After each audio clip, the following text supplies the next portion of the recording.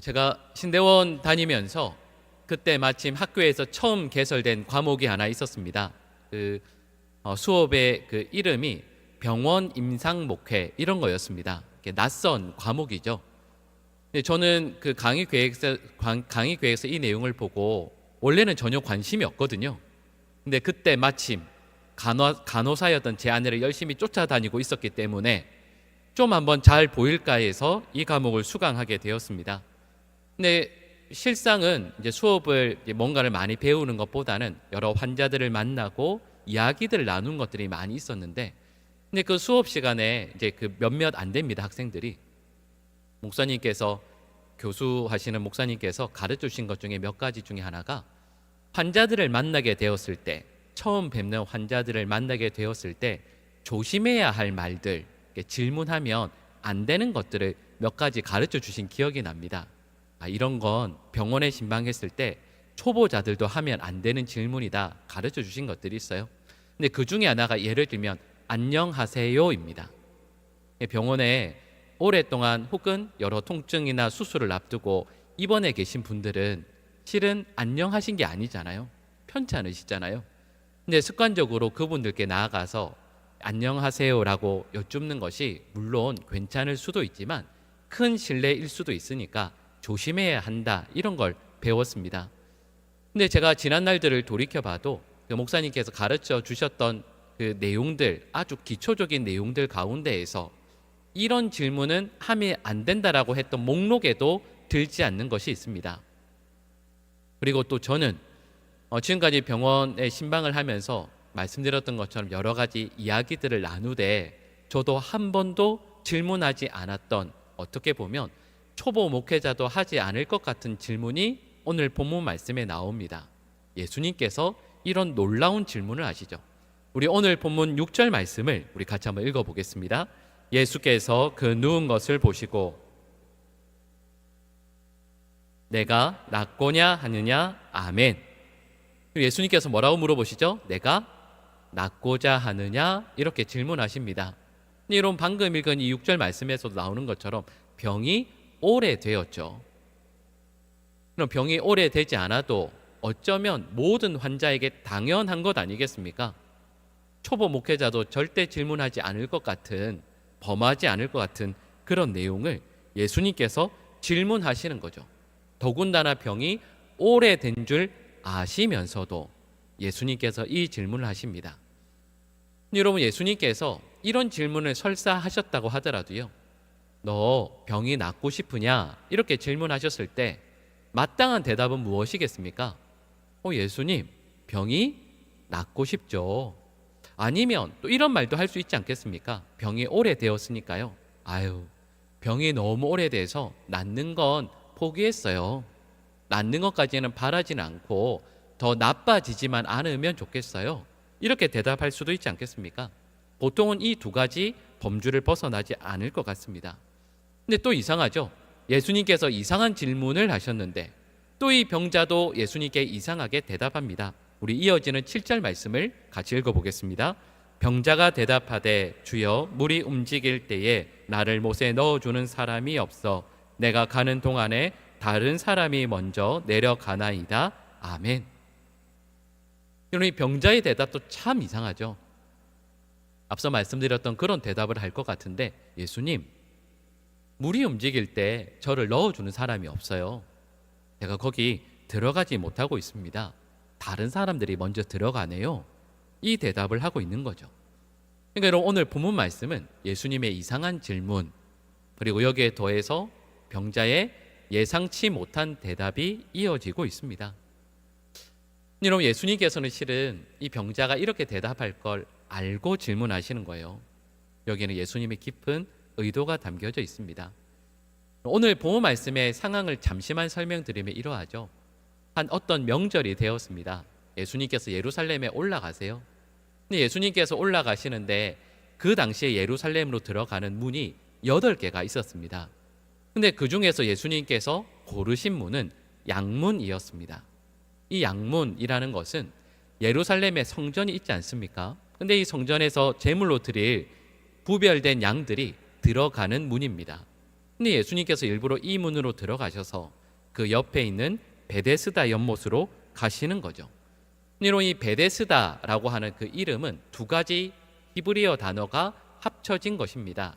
베데스다라고 했을 때 먼저는 벳이라는 단어가 나옵니다. 이 말은 집이라는 뜻이죠. 그리고 두 번째 단어는 헤세드라는 말입니다. 아마 많이 들어보셨을 겁니다. 하나님의 특별한 인자하심, 하나님의 특별한 사랑, 특별한 은혜를 의미합니다. 그러니까 이런 베데스다라는 말의 의미는 무엇이겠습니까? 자비의 집, 그리고 은혜의 집, 이렇게 설명할 수 있죠.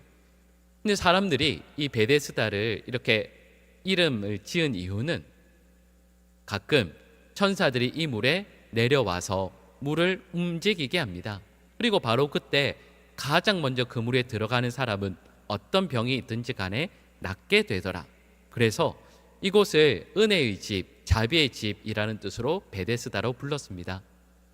그리고 이 베데스다는 시간이 가면 갈수록 환자들이 가득하게 되죠. 여러분, 이 환자들은 의사들에게서는 나을 수 없는 병을 지닌 사람들입니다. 아니, 의사들 만나서 병이 나을 수 있으면 구태여 이 베데스다까지 와 있지 않겠죠. 여러분, 이 베데스다는 소망 없는 자들의 종착역과 같은 곳입니다. 밖에서 나을 수 없는 중한 병을 가진 사람들이 이곳에 모두 모이는 것이죠. 여러분, 오늘 본문 말씀에 나오는 38년 된 병자는 여러분 이 장면을 밖에서 보면 이런 내용 아닐까요? 어디에 누워 있습니까? 자비의 집에 누워 있습니다. 근데 막상 그 집은 자비의 집이 아니죠. 이 38년 된 병자는 자비의 집에 누워 있는 것 같으나 그의 마음은 마치 지옥에 누워 있는 것과 같습니다. 여기에 있는 시간이 너무도 오래되었기도 하지만 여기에 더해서 이 사람은 알고 있습니다. 이 사람이 했던 대답에서 보면 이 사람은 자기가 이곳에 들어갈 수 있는 가능성이 없다라는 것도 알고 있습니다.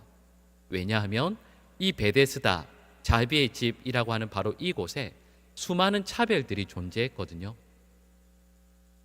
여러분, 물이 움직일 때 가장 먼저 뛰어 들어갈 수 있는 사람은 누구이겠습니까? 중환병과 좀 덜한 사람. 당연하죠.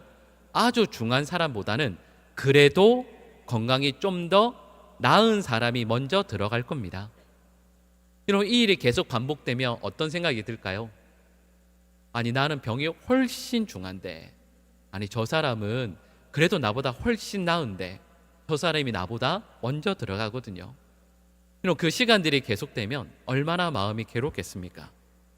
나보다 훨씬 상황이 좋은 사람이 훨씬 아픈 나를 위해서 양보해 주거나 배려해 주는 일이 전혀 없는 곳입니다. 이곳이 베데스다이죠. 이뿐만 아닙니다. 베데스다에 이렇게 오랫동안 누워 있었다라는 말은 이 사람이 돈이 없다라는 뜻도 됩니다. 만약에 돈 있는 사람이면 베데스다에 누워 있으면서 어떻게 할까요? 만약에 제가 돈이 있으면 저는 드림팀을 만들 겁니다. 예루살렘에서 가장 100m 달리기 잘하는 사람, 빠른 사람 4명 모아서 팀을 만들면 되죠. 그리고 이 사람들이 그 침낭을 들게 하면 됩니다. 물이 움직이면 어떻게 하면 되죠? 그냥 무조건 들고 뛰어들어서 집어 던지면 되잖아요. 근데 여러분, 이 말은 이 38년 된 병자가 돈이 없다라는 뜻도 됩니다. 또 여기에 더해서 그가 권력이 없다라는 뜻도 됩니다. 여러분, 아직 물이 움직이기 전에 만약에 이 사람이 권력이 있거나 아니면 그런 인맥이 있다라고 한다면 이렇게 하면 되지 않을까요? 환자들을 다 불러 모읍니다. 그리고는 종이 한 장을 위에 번쩍 듭니다. 여러분 보시오. 이게 로마 황제의 도장이 찍힌 문서요. 여기에 나를 가장 먼저 물에 들어가게 하라고 하는 황제의 명령이 있으니까 물 움직일 때 여러분 꼼짝도 하지 말라고. 내가 먼저 들어가야 된다고. 그렇게 말할 수 있지 않겠습니까? 황제까지는 아니더라도요. 총독 빌라도의 이름이 적힌 문서 하나만 있어도 물이 움직일 때 모두 다 그 자리에 스탑! 내가 간다! 이렇게 할 수 있지 않겠습니까? 그러니까 여러분, 이 말은 38년 된 병자가 권력도 그리고 그런 인맥도 없다라는 뜻도 됩니다. 여러분, 또다시 생각해 보면 이 38년 된 병자가 이렇게 오랫동안 누워 있다라는 말은 이런 의미도 돼요. 그게 뭐냐 하면 그의 곁에 그를 지극히 아껴주는 가족이 없다라는 뜻도 됩니다. 여러분, 단기전으로 보면 권력이 있거나 돈이 있는 사람이 먼저 들어가겠죠. 근데 여러분, 그 시간이 오랫동안 쭉 지속이 되면 마지막에는 사랑하는 가족들이 이런 가족들이 있지 않을까요? 가족들이 조를 지어서 낮에는 엄마가, 밤에는 아빠가. 여러분, 이 병자를 옆에서 돌보다가 물이 움직일 것 같은데, 특별히 밤이 새벽이 깊은 그 야심한 밤에 물이 움직이게 되었을 때 결국에 가장 먼저 뛰어 들어갈 수 있는 사람은 돈의 힘을, 권력의 힘을 비는 사람이 아니라 사랑하는 가족이 곁에서 돌보아주는 사람 아니겠습니까? 가족이 곁에서 1년이든 2년이든 늘 함께 할 수 있는 그런 가족이 있다라고만 한다면 아마도 그는 물이 움직일 때 들어갈 수 있었을 겁니다. 가족의 끈끈한 사랑, 가족의 끈끈한 돌봄, 이런 게 있었으면 아마도 그는 가장 먼저 들어갈 수 있었겠죠. 근데 오늘 본문 말씀에 나오는 이 38년 된 병자는 아주 오랫동안 이 베데스다 연못에 들어가지 못했습니다. 그러니까 여러분, 제가 방금 말씀드렸던 그 모든 것들이 없었다라는 뜻이죠. 그리고 이렇게 말씀드릴 수 있습니다. 세상의 자비라는 것은 좀 더 가진 사람, 권력이든 돈이든 사람이든 하다못해 바로 곁에 가장 나를 사랑해주는 가족들이 있는 사람에게 더 주어지고 돌아간다라는 것을 알게 되죠. 여러분, 그리고 여기에서 우리는 38년 된 병자가 왜 예수님께 그렇게 대답했었는지를 짐작할 수가 있습니다. 예수님, 물이 움직일 때 나를 넣어주는 사람이 없습니다 라는 말의 의미는, 예수님, 저는 가족도 돈도 명예도 그리고 힘도 없는 사람입니다 라는 뜻도 됩니다. 그리고 여기에 담겨진 그의 감정이 있죠. 그의 마음이 무엇이냐면, 이렇게 아무것도 없는 그 상태에서 세상에서 자비를 받지 못하는, 누리지 못하는 자기 자신에 대한, 그리고 세상에 대한, 그리고 하나님에 대한 원망과 원통함이 담겨져 있습니다.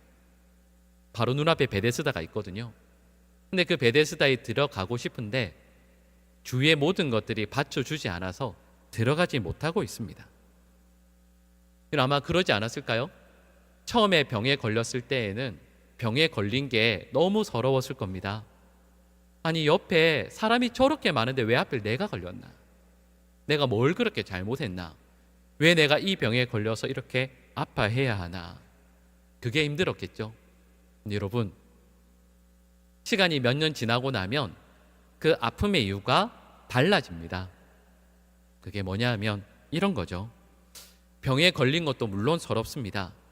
더 서러운 게 뭐냐 하면 옆에 나처럼 병에 걸린 사람들을 가만히 보니까 그 사람들은 다르거든요. 큰 병에 걸렸는데 다른 사람들은 앞서 말씀드렸던 그런 것들이 있습니다.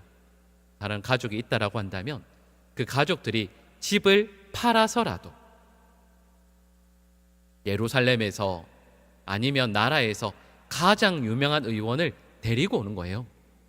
그리고 그에게 부탁을 해서 초기에 진단을 받고 나라에서 가장 값비싼 약재를 어떻게 해서든 구해서 그 환자를 낫게 해줄 겁니다. 이렇게 아픈데, 이렇게 힘든데 곁에 있는 인맥을 최대한 활용해서 좋은 의사를 구하든 아니면 좋은 온천이 있는 곳에 데려가서라도 어떻게 해서든 그 병이 초기에 낫도록 했겠죠. 여러분, 그런 사람들의 옆에서 가만히 보다가 자기 자신을 돌아보니 자신을 도와줄 가족도, 물에 넣어줄 그 누구도, 그리고 자기 자신의 힘도 없습니다. 그러니까 너무 서럽죠. 나도 저 사람들처럼 좋은 가족이 있었으면, 나도 물려받은 돈이 좀 많이 있었으면, 나에게 명예가 있었더라면, 나에게 뭔가가 있었더라면 내가 지금 이렇게 살지 않을 텐데. 그러니까 이 38년 된 병자에게 있는 것은 우리가 볼 때는 38년 된 병이 보입니다. 근데 막상 그의 마음에는 훨씬 더 깊은 원망과 원한, 이런 마음의 병이 가득한 거죠. 그리고 이 38년 된 병자와 같이 옆에 있는 사람들도 이런 보통 사람들이 아닙니다. 우리 오늘 본문 3절 말씀을 같이 한번 읽어 보겠습니다. 그 안에 많은 병자, 물의 움직임을 기다리니 아멘. 이 말씀을 다시 한번 잘 생각해 보세요. 이 38년 된 병자 옆에 많은 사람들이 있는데, 많은 병자들도 물론 있습니다. 근데 그 다음이 누구라고 되어 있죠? 맹인이라고 되어 있습니다. 이 맹인은 물이 동하는 것을 볼 수가 없습니다. 그러니까 이 사람은 물이 아무리 동해도 어쩌면 다른 사람들이 조금 천천히 가더라도 가장 먼저 들어갈 가능성이 아마 없을 겁니다. 다리 저는 사람이라고 되어 있죠. 다른 곳이 아무리 아파도 그래도 다리라도 멀쩡해서 뛰어갈 수 있는 사람보다 다리 저는 사람이 먼저 들어갈 수 있는 가능성도 없을 겁니다. 혈기 마른 사람이라고 되어 있는데, 이 말의 의미는 손발이 마비된 사람을 의미합니다. 그러니까 이 혈기 마른 사람도 물이 움직일 때 먼저 들어갈 수 있는 가능성은 거의 없겠죠. 그리고 이 장면을 한번 생각해 보세요. 그 자리에 좀 더 나은 사람들도 물론 있죠. 근데 이 38년 된 병자를 포함해서 대부분의 사람들은 물이 움직여도 먼저 들어갈 수 있는 가능성이 거의 없는 사람들입니다. 그리고 아마 그 중에 가장 가능성이 없는 사람은 바로 이 38년 된 병자이죠. 그리고 그들이 모두 모여있는 그 자리에 그들이 어떤 감정과 어떤 마음을 가지고 베데스다를 바라보고 있을지 우리는 충분히 짐작할 수 있습니다. 그들 모두는 앞서 말씀드렸던 것처럼 내가 다른 사람들처럼 무엇이 있었더라면, 무엇이 갖추어졌더라면 들어갈 수 있을 텐데, 그것들이 갖추어지지 않아서 분노하며 원망의 마음으로 그 자리에 앉아 있는 것이죠. 여러분, 바로 이 자리에 오늘 본문과 같이 예수님께서 찾아오십니다. 오늘 본문 9절 말씀을 보면 이 사건이 일어난 때가 그 날이 바로 안식일이라고 말씀합니다. 여러분, 생각해 보시면 이 날은 안식일입니다. 그리고 이곳의 장소가 어디죠? 예루살렘이잖아요. 예루살렘에 안식일이라고 한다면 예수님은 당연히 어디로 가 계셔야겠습니까? 성전이겠죠. 그런데 예수님께서 안식일을 지키시는 방법이 다릅니다. 모두가 다 성전을 향해 달려가고 있을 때 예수님은 가장 아프고 힘들어하는 바로 이 병자에게 찾아와 주십니다. 그리고 예수님의 눈길과 마음은 원망과 아픔, 눈물로 가득한 이 자를 향하시죠. 그리고 그를 불쌍히 여겨주십니다. 오늘 본문 말씀에 병자가 낳는 원칙이 있습니다. 그게 뭐죠? 베데스다에 몸을 담그는 것입니다. 근데 이 말씀을 곰곰이 묵상을 해보면 이 원칙이 깨어지지 않았다라는 것을 알게 됩니다. 왜냐하면 이 병자는 베데스다에 몸을 담그게 되거든요. 눈에 보이는 그가 들어가고 싶어 했던 그 베데스다에는 들어가지 못하지만 예수님께서 자신의 몸에 있는 모든 보혈을 다 흘려주셔서 친히 베데스다 연못이 되어주시고 그를 불쌍히 여기는 마음이 예수님의 심령 깊은 곳에서부터 요동쳐서 그가 예수님의 그 보혈로 가득한 베데스다에 그의 영혼을 담그게 됩니다. 그리고 이 병자를 불쌍히 여기셔서 세상의 베데스다에 뛰어들 수 없는 그에게 예수님께서 그를 위해 보혈을 흘려주시며 친히 베데스다가 되어주십니다. 여러분, 지금까지 베데스다가 움직일 때 거기에 몸을 담구었던 많은 사람들이 있었습니다. 그들도 아마 다 치료를 받았겠죠. 근데 오늘 본문 말씀을 다시 생각을 해보면 베데스다의 몸을 담구었던 사람들 가운데 가장 큰 은혜를 입은 사람은 눈에 보이는 베데스다의 몸을 담구었던 사람이 아니라 다른 사람들보다 여러 여건들과 조건을 갖추어서 가장 먼저 뛰어 들어갔던 그 사람들이 아니라 오늘 본문 말씀에 나오는 38년 된 병자입니다. 왜냐하면 예수님께서 그를 불쌍히 여기셔서 그에게 찾아와 주셨기 때문입니다. 모든 사람들이 세상의 베데스다에 목말라 하고 있을 때 여러분, 그의 삶의 변화가 있을 수 있었던 유일한 이유는 예수님께서 그를 불쌍히 여겨주시고 세상의 베데스다에서 가정과 가진 것과 능력과 환경을 제대로 갖추지 못해서 한숨 지으며 원망하고 있는 그에게, 눈에 보이는 베데스다에 들어가지 못해 괴로워하는 그에게 예수님께서 찾아오셨기 때문에 그의 삶은 변화되기 시작합니다. 참 어리석은 사람은 세상의 베데스다를 향해서 나아가고 거기에서 내가 좀 더 좋은 조건을 갖추어서 남들보다 더 빨리 거기에 몸을 담그는 것으로 기쁨을 삼는 사람입니다. 오늘 본문은 저에게 이렇게 말씀하죠. 우리에게 참된 베데스다이신 예수님께서 바로 우리에게 찾아와 주십니다. 그리고 그 보혈에 우리를 담그라 말씀하시는 것이죠. 이렇게 말씀을 준비하다 보니 제 지난 삶에서 한 토막을 잠시 간증하려고 합니다. 여러분, 전에 잠깐 말씀드렸던 것처럼 제가 신학교에 가게 된 것은 참 훌륭한 믿음의 결단과 하나님의 부르심에 대한 귀한 순종이 아니었습니다. 돌아보면 저는 세상의 베데스다를 찾으며 늘 하나님을 시험했습니다. 어찌어찌해서 장신대에 입학하게 되었을 때 입학 시험을 치면서 면접을 보거든요. 제가 제 얼굴을 본 것은 아니지만 생각해 보면 모든 교수님들이, 면접 보시던 교수님들이 저의 표정을 보면 모두가 간담이 선을 하셨을 겁니다. 너무 오기 싫어하는 표정이었을 테니까요. 제가 재수해서 학교를 지원하게 되었을 때 여러 학교를 쓸 수 있지 않습니까? 근데 제가 그때 장신대에만 썼습니다.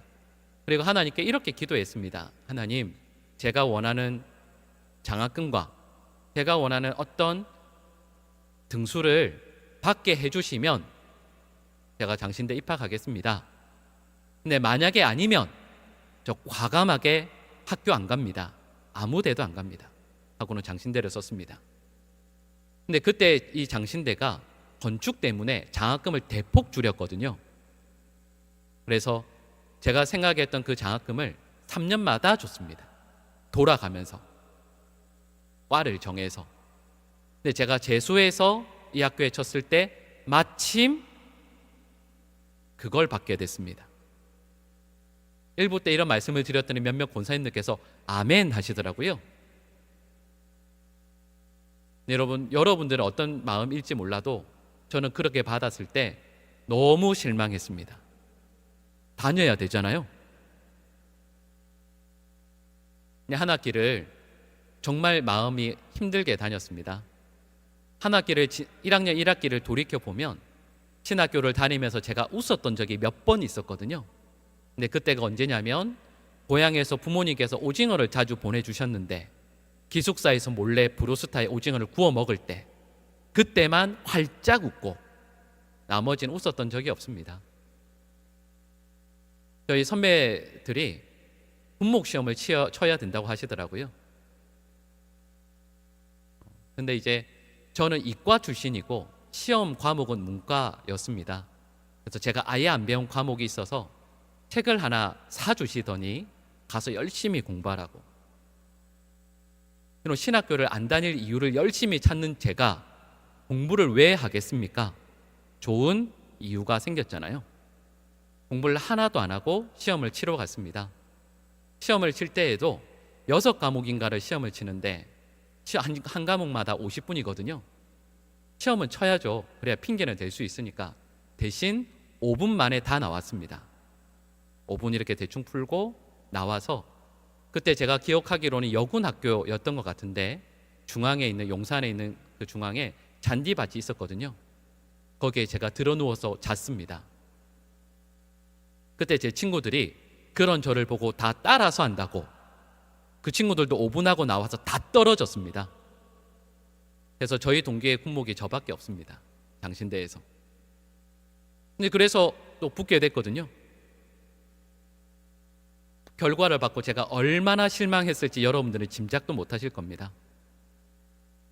2학년 1학기까지 마치고 나서 제가 도저히 할 수가 없었습니다. 1년 반을 늘 이렇게 슬픈 표정으로 학교를 다니다가 도저히 안 되겠다고 해서 휴학을 했습니다. 그리고 제가 원하는 학교와 원하는 과를 가기 위해서 시험을 준비하게 됐습니다. 근데 제가 말씀드렸던 1년하고도 한 학기를 학교에서 다닐 때 제 옆에 있는 저를 정말 잘 아는 친구들이 저에게 별명을 지어줬습니다. 그게 뭐였냐면 걸어 다니는 하나님의 은혜였습니다. 신학 공부를 전혀 못할 것 같은데 정말 하나님께서 매일매일 은혜로 살려주셔서 신학교에 붙어 있었거든요. 근데 그런 제가 1년하고도 한 학기를 마치고 휴학을 하고 제가 원하는 학교로 가기 위해서 어느 날 밤 도서관에서 공부를 하고 있는데 여러분 그래도 신학교를 1년 반을 다녔던 전데 기도를 해야죠. 잠시 책을 잠깐 덮고 기도하는데 하나님께서 저에게 이렇게 말씀을 주셨습니다. 얘야 이걸로도 부족하니 이렇게 말씀을 주셨거든요. 근데 생각해 보니까 제가 그때 삶이 엉망이었습니다. 왜냐하면 저는 세상의 베데스다로 뛰어들고 싶었거든요. 세상의 베데스다에 나의 조건, 나의 능력을 갖추어서 거기에서 살고 싶었습니다. 그리고 그게 자랑인 인생을 살고 싶었죠.